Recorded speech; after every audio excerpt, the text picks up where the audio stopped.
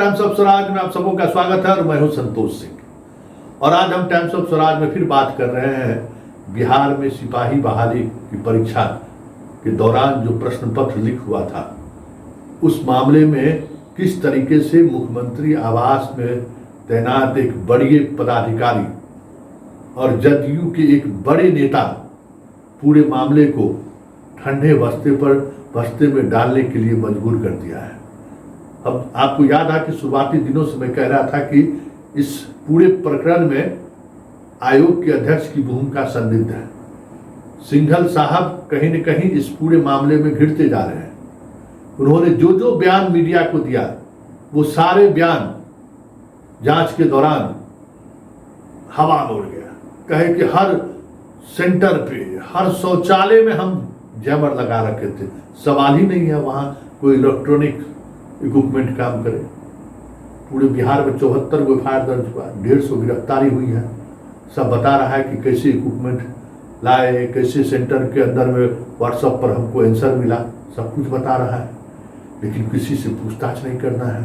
जो गिरफ्तार हो रहा है जेल भेजो, तनाव नहीं लेना है, कोई तनाव नहीं लेना है। जल्दी जल्दी केस को इस तरीके से निपटाओ कि कोई फिर सवाल ना करे।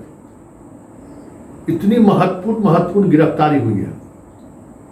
एगो सिपाही गिरफ्तार हुआ है जिसके पटना वाले मामले में, जिसने व्हाट्सएप पर आंसर अपने रिश्तेदार नातेदार लोगों को दिया, जो 6 लोग गिरफ्तार हुआ है। उसकी गिरफ्तारी पटना पुलिस किया, कोई पूछताछ नहीं। गिरफ्तारी हुई तो थाना में उसके साथ इस तरीके से व्यवहार हो रहा था जैसे थाना में किसी का दामाद जिया हो।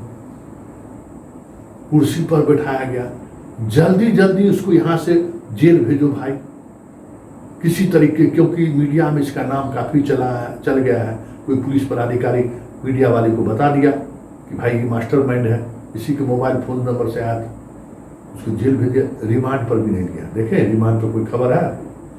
बस कोशिश यही चल रही है कि इस मामले को किसी तरीके से ठंडे बस्ते में डालो ठंडे बस्ते में। मीडिया वाले भी अब हो गया, अब उनके पास भी कोई दूसरी खबर आ गई था, उसमें लगे हुए हैं। लेकिन हम तो थर आदमी हैं, हम तो छोड़ेंगे नहीं, हम तो खबर चलाएंगे ही। आप उस खबर में दिलचस्पी रखिए या नहीं रखिए, क्योंकि जिस तरीके का ताना बाना बुना गया, देखिए ये संयोग नहीं है, ये बहुत बड़ा प्रयोग है और इस प्रयोग को एक्सपोज होना जरूरी है। 21,000 से अधिक सिपाही की बहाली होनी थी और 10,000 सीट अगर 8 लाख से 10 लाख रुपया में बिक जाए तो समझिए कितना 100 करोड़ रुपया का मसला हो जाएगा। आप जरा सोच लीजिए, इस स्तर पर खेल चल रहा था। मतलब पूरे देश में दुकानें सजी हुई थी। भाई क्या है, बिहार में 1 कट्ठा जमीन बेचेगा 10 लाख रुपया मिल जाएगा। ऐसे लोग लाइन लगा के देने के लिए तैयार है कि बेटा मेरा सिपाही बन जाएगा, 50,000 महीना कमाएगा, 10 लाख 20 लाख तिलक भी मिल जाएगा। ऐसा है, गांव में वो अलग शान शौकत, सिपाही बनने में शान शौकत आ जाएगा। जो इस मानसिकता के प्रदेश में माफिया राज नहीं होगा तो क्या होगा। लेकिन जब बड़े स्तर पर लोग शामिल हो जाएंगे तो उस माफिया राज पर का वो तो एक्सपोज करना तो नहीं चुनौतीपूर्ण है। अभी तक 150 गिरफ्तारी हुई है, सारे लोग जेल चले गए। सब लोग कौन है? जिनको उत्तर मिला था, जो उत्तर देख के लिख रहे थे, वो लोग हैं, वो लोग जेल चले गए। आपको जानकारी दे दें कि जिस दिन परीक्षा 1 अक्टूबर को परीक्षा था, 1 अक्टूबर को बिहार के 547 सिपाही, अब कई जिले के एसपी से बात करके डाटा लिए हैं वहां से, मेजर से, कि आप अपने यहाँ बताइए कितना पुलिस आपके यहाँ 1 अक्टूबर मतलब 30 सितंबर 1 अक्टूबर की छुट्टी में है 547। अरे बाप रे, समझ जाइए इतना सिपाही उस दिन छुट्टी में है पूरे बिहार में। ये संयोग नहीं हो सकता है, क्योंकि इस नेटवर्क में जितने लोग पकड़े जा रहे हैं सारे कहीं न कहीं बिहार पुलिस का जवान है। 8 जवान तो अभी तक जेल जा चुका है। इतने बड़े स्तर पर यह खेल चल रहा था। अब इसका अंदाजा आप लगा लीजिए। और जो बोर्ड के चेयरमैन या अध्यक्ष महोदय कह रहे थे कि सवाल ही नहीं उठता है प्रश्न पत्र आउट होने का, अब तो सवाल क्या, अब तो साक्ष्य सामने में है कि सारा कुछ सामने है कि किस तरीके से चीजें चली आ रही हैं, किस तरीके से प्रश्न पत्र आउट हो रहा है। किस तरीके से छात्रों को पहले ही आंसर शीट मिल गया। तो क्या दलील दे रहे थे, अरे ये तो तुक्का मार क्वेश्चन है। शुरुआती दिनों में सुने थे ना, सिंघल साहब क्या करते, अरे तुक्का में लोग 10 साल का परीक्षा का क्वेश्चन लोग लिख के ले आया था, आंसर थोड़ी है।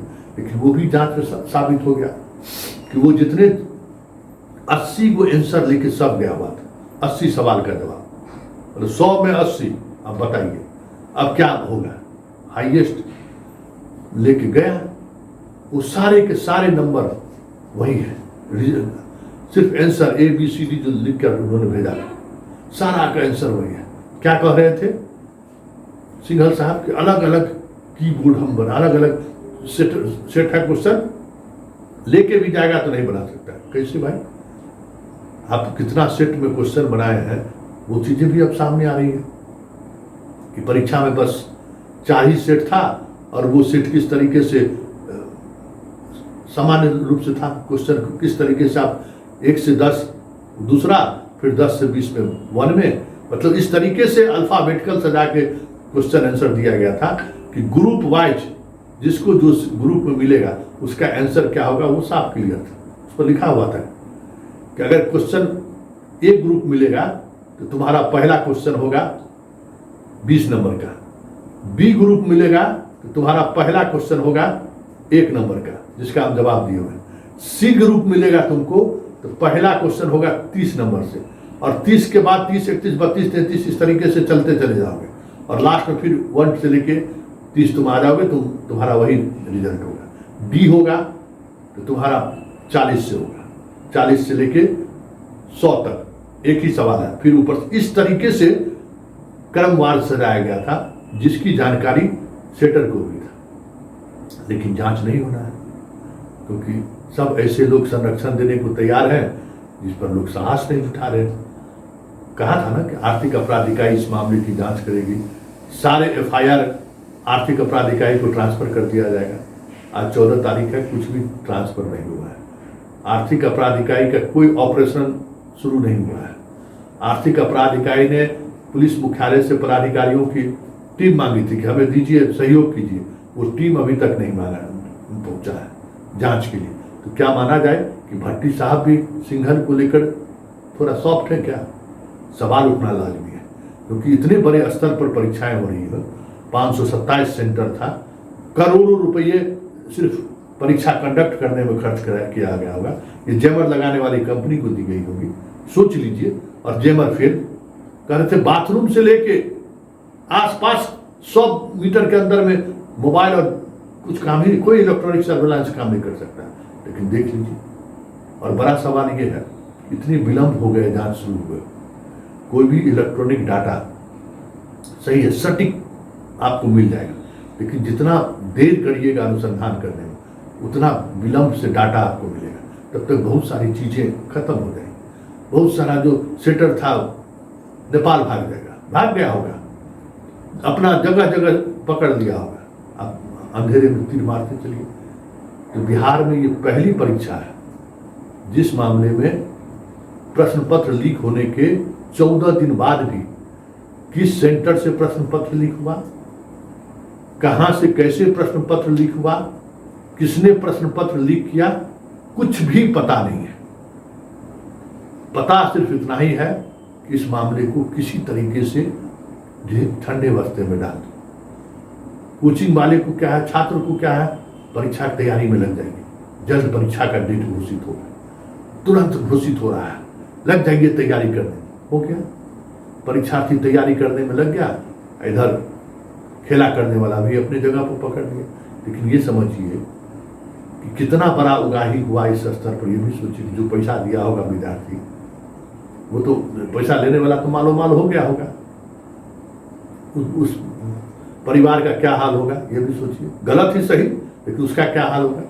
ये सारी चीजें स्पष्टता के साथ सामने होने के बावजूद भी जिस तरीके से सिपाही बहाली की जांच एक मुकाम पर पहुंचकर ठहर सा गया है, वो ये दिखाने के लिए काफी है कि सिंघल है तो मुमकिन है, सिंघल है तो संभव है, सिंघल है तो सब कुछ संभव है।